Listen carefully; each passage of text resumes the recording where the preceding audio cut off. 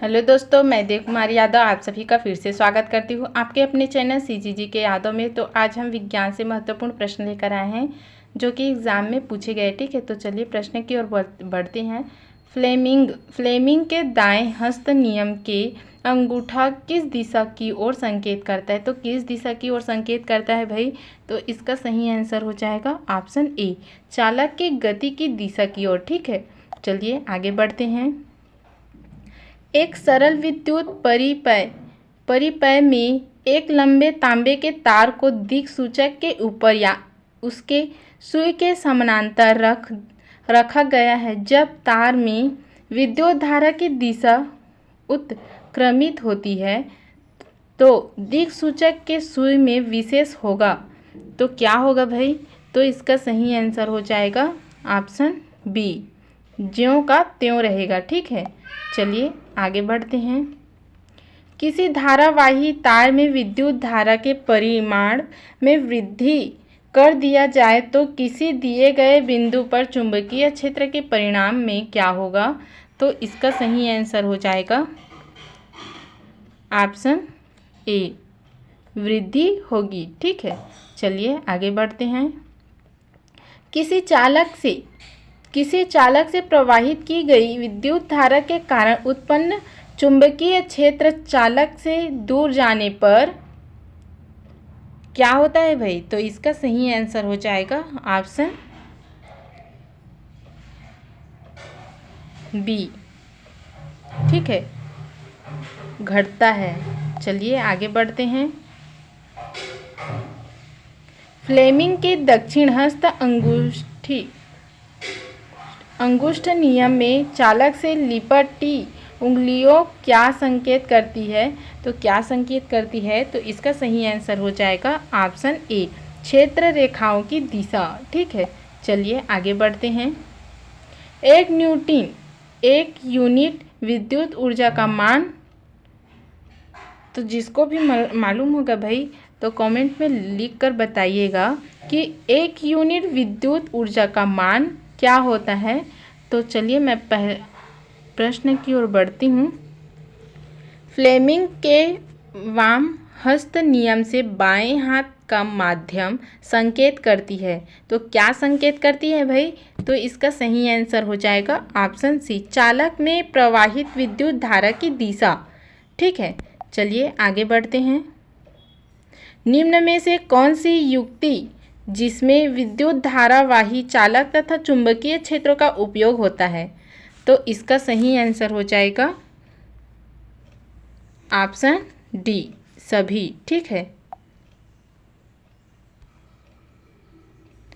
Microphone का, ध्वनि विस्तारक यंत्र का, विद्युत जनित तल का, ये सभी ठीक है। ठीक है, चलिए आगे बढ़ते हैं। फैराडे ने बहुत सी क्रांतिकारी खोज की जिसमें निम्न में से कौन एक है?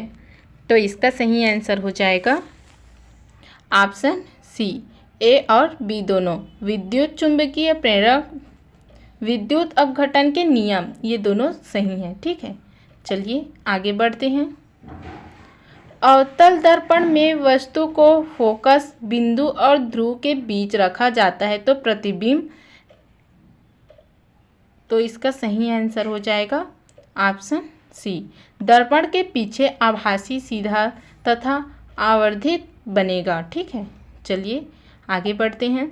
किसी दिए गए बिंदु पर उत्पन्न क्षेत्र का परिमाण धारावाही परिनालिका के सिरे पर विद्युत धारा घड़ी की सुई के घूमने की विपरीत दिशा में बहती हुई मालूम पड़े तो परिनालिका की इस सिरे पर कौन सा ध्रुव होगा?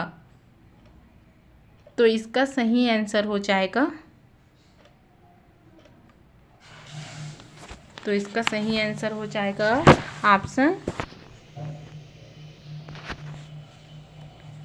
बी, उत्तर ध्रुव। ठीक है, चलिए आगे बढ़ते हैं। मधुमक्खियों के उदर में किस प्रकार के क्रिस्टल पाए जाते हैं? तो किस प्रकार के क्रिस्टल पाए जाते हैं भाई? तो इसका सही आंसर हो जाएगा ऑप्शन ए, मैग्नेटाइट। चलिए आगे बढ़ते हैं। सीधे चालक तार पर चुंबकीय क्षेत्र से लगने वाले बल की दिशा जानने के लिए उपयोग किया जाता है। तो इसका सही आंसर हो जाएगा ऑप्शन ए, फ्लेमिंग के बाएं हाथ के नियम। ठीक है, चलिए आगे बढ़ते हैं। चुंबकीय क्षेत्र में एक धारवाहक छड़ पर लगने वाला बल किसके लंबवत होता है? तो किसके लंबवत होता है भाई? तो इसका सही आंसर हो जाएगा ऑप्शन सी, ए और बी दोनों, छड़ की लंबाई और चुंबकीय छेद की। ठीक है, चलिए आगे बढ़ते हैं। तांबे के तार की एक आयताकार कुंडली किसी चुंबकीय क्षेत्र में घूर्णी गति कर रही है। इस कुंडली में प्रेरित विद्युत धारा की दिशा में कितने परिभ्रमण के बाद परिवर्तन होता है? तो इसका सही आंसर हो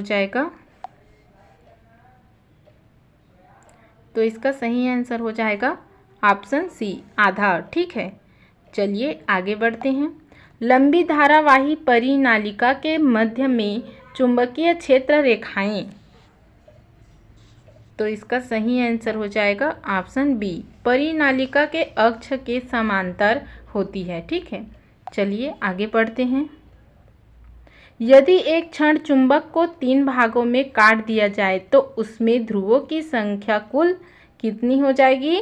तो इसका सही आंसर हो जाएगा ऑप्शन डी, 6। ठीक है, चलिए आगे बढ़ते हैं। चुंबकीय क्षेत्र को मानक टेस्ला किसने दिया?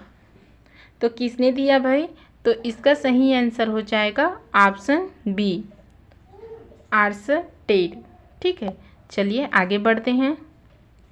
किसी वृत्ताकार कुंडली में फेरों की संख्या बढ़ा दी जाए और विद्युत धारा प्रवाहित की जाए तो उत्पन्न चुंबकीय क्षेत्रों का परिमाण क्या होगा भाई? तो इसका सही आंसर हो जाएगा ऑप्शन बी, बढ़ जाएगा। ठीक है, चलिए आगे बढ़ते हैं। विद्युत चुंबकीय प्रेरक की परिघटना क्या है भाई? तो इसका सही आंसर हो जाएगा ऑप्शन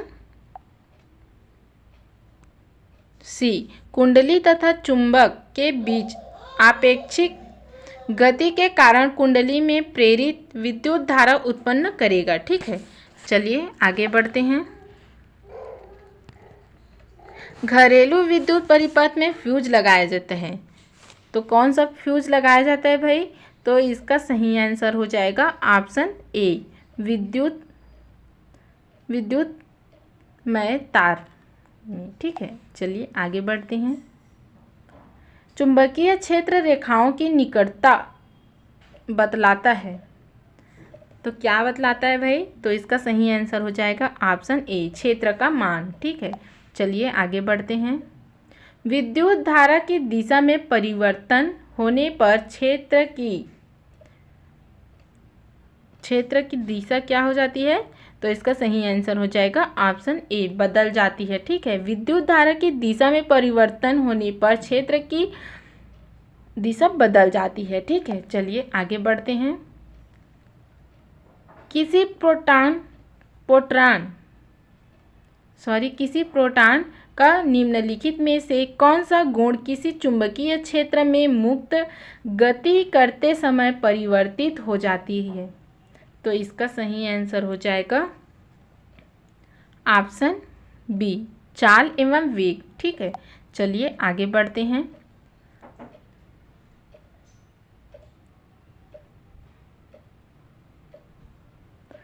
2.1 AC मोटर के कुंडली के दोनों सिरों पर होते हैं।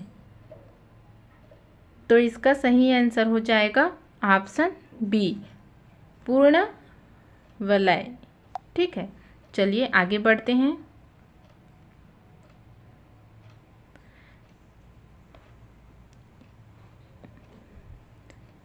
डीसी मोटर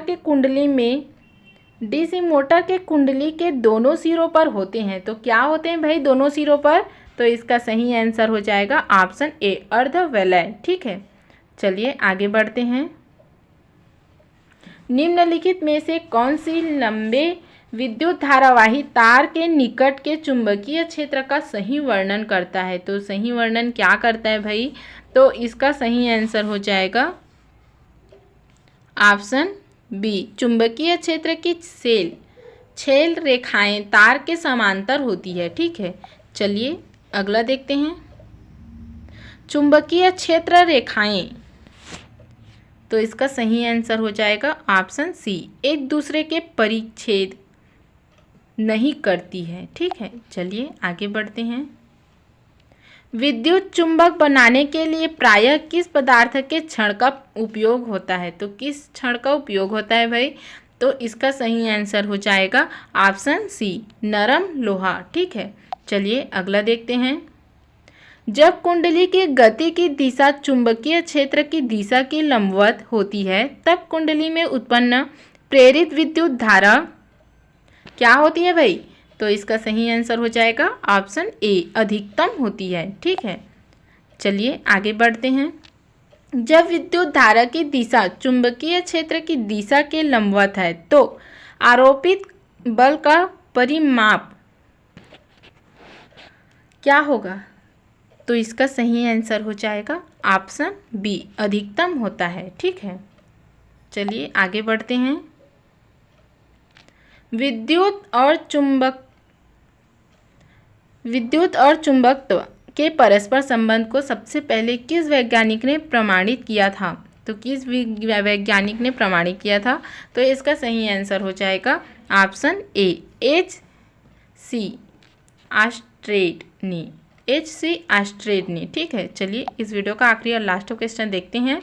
चुंबकीय क्षेत्र की तीव्रता का मात्रक है।